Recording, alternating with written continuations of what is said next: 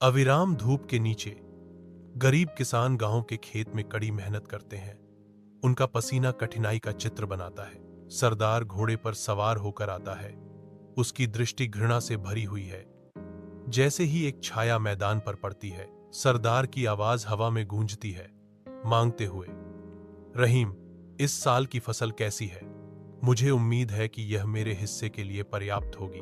रहीम रुक जाता है। उसका चेहरा चिंता से भर जाता है, क्योंकि वह जवाब देता है, सरदार साहब, इस साल बारिश कम हुई है, फसल अच्छी नहीं है। सरदार का धैर्य टूट जाता है। उसकी धमकी हवा में भारी हो जाती है। मुझे परवाह नहीं है, मुझे मेरा हिस्सा चाहिए, नहीं तो कुछ बुरा होगा। सरदार के शब्दों का भार मैदान पर छा जाता है, जो आसन्न निराशा का वादा करता है। सरदार के घर के सामने किसान एकजुट होते हैं।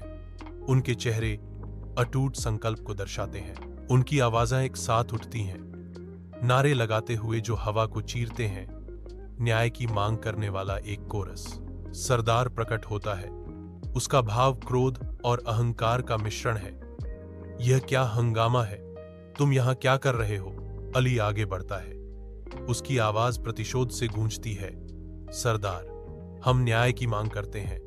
आपने हमारी जमीन छीन ली है और हमारी फसल का बड़ा हिस्सा ले लिया है। हम अब इस अत्याचार को बर्दाश्त नहीं करेंगे। सरदार उपहास करता है। उसकी आंखें घृणा से चमक रही हैं। तुम गरीब किसान मेरी चुनौती देने की हिम्मत करते हो? तुम नहीं जानते कि मैं कितना शक्तिशाली हूं। गांव के चौक के दिल में गांव का मुखिया बैठा है, जो अधिकार का एक प्रभावशाली व्यक्ति है। उसके सामने किसान उम्मीद से भरे चेहरों के साथ खड़े हैं। उनकी आंखों में प्रत्याशा और चिंता का मिश्रण झलकता है। गांव के मुखिया ने घोषणा की, मैंने तुम्हारी दलीलें सुनी हैं। मैं तुम्हारी जमीन वापस कर दूंगा और फसल का एक उचित हिस्सा लूंगा। लेकिन अगर तुमने फिर से मेरे खिलाफ आवाज उठाई तो मैं तुम्हें कड़ी सजा दूंगा।